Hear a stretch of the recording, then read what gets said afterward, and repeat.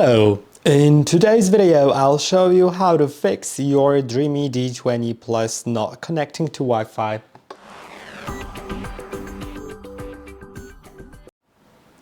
If your Dreamy D20 Plus isn't connecting to Wi-Fi, it's best to reset the Wi-Fi on it straight away at first, just so you can resolve the issues faster.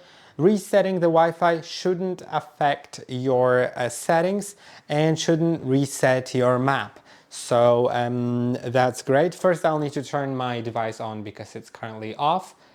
And once it's on, we'll reset the Wi-Fi. Okay, now it's on. And to reset the Wi-Fi, you'll need to press and hold on both of the buttons on top of your robot in order to reset the Wi-Fi. For 3 seconds at least, press and hold, and it will tell you, it will say out loud. So let's do it.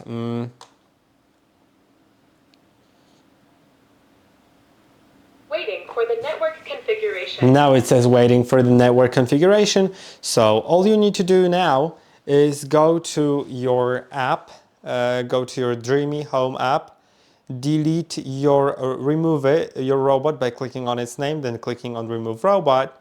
But make sure you do it after the robot's Wi-Fi was reset. Otherwise, it may delete your settings. Then you can scan a QR code that's under the lid on your robot or add your robot from the list.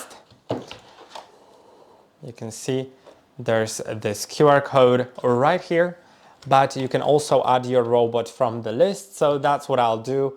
I think it's more universal. Just in case you don't have a QR code, you can just search for D20 series and find the D20 Plus.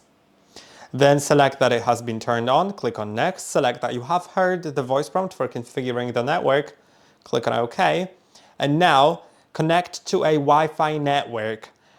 Your phone must connect. So if you click here, it will get you to your phone's settings and you can go to the Wi-Fi in order to switch to a different network. Now, what is important about the network is that it has to be a 2.4 gigahertz network, which means if you have just one network at home, it will very likely work. But if you, oh, sorry, it automatically connected, I think. Okay, I'll do something about that in a moment.